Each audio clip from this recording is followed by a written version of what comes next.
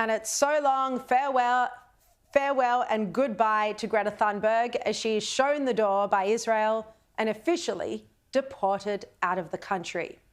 As you may have heard, Greta Thunberg has refused to watch the 45 minutes of footage of Hamas massacring innocent Israeli families on October 7.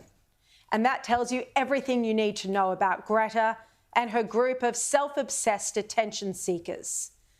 Because that footage shows children being murdered in their cots, women being mutilated, and parents being killed right in front of their loved ones.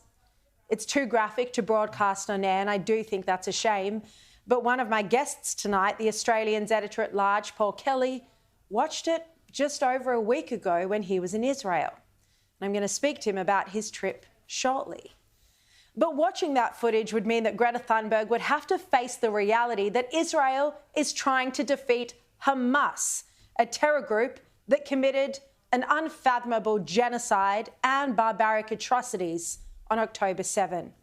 And that ever since then, Israel has been desperately trying to bring home the 250 innocent people taken hostage, kidnapped.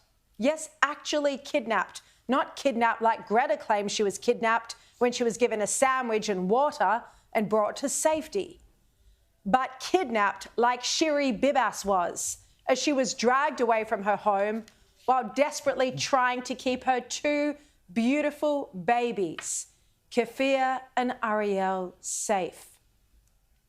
As you know, they were then murdered by Hamas, the children killed by bare hands.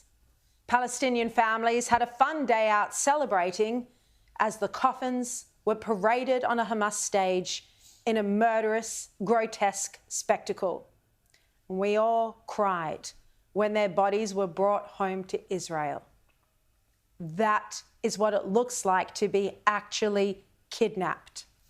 Mia Shem knows something about kidnapping too, as does Ellie Sharabi and Rachel and John Goldberg Pollen. It's an insult that Greta claimed she'd been kidnapped. And now today it's emerged that one of the figures behind Greta's flotilla may have ties to Hamas. Zahar Barawi had been accused in the UK and in Israel of being a Hamas operative. And he's one of the organisers of that Freedom Flotilla coalition. Now, Barawi denies this, but British Labour MP Christian Wakeford accused Barawi in 2023, under parliamentary privilege, of being a Hamas operative. He also claimed he'd hosted an event in London called Understanding Hamas. And as you can see, he's been photographed with Ismail Haniyeh.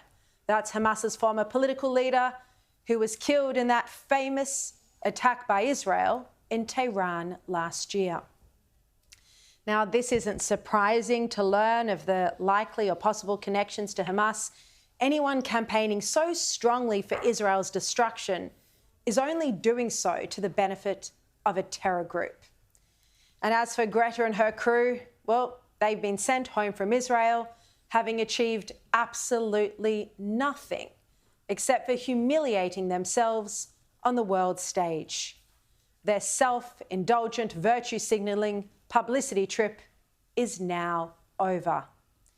And the tiny, inconsequential amount of aid they brought in will make no difference to the millions of meals Israel is handing out directly to Palestinians, free from the problematic intervention of the United Nations, which only served to prop up Hamas.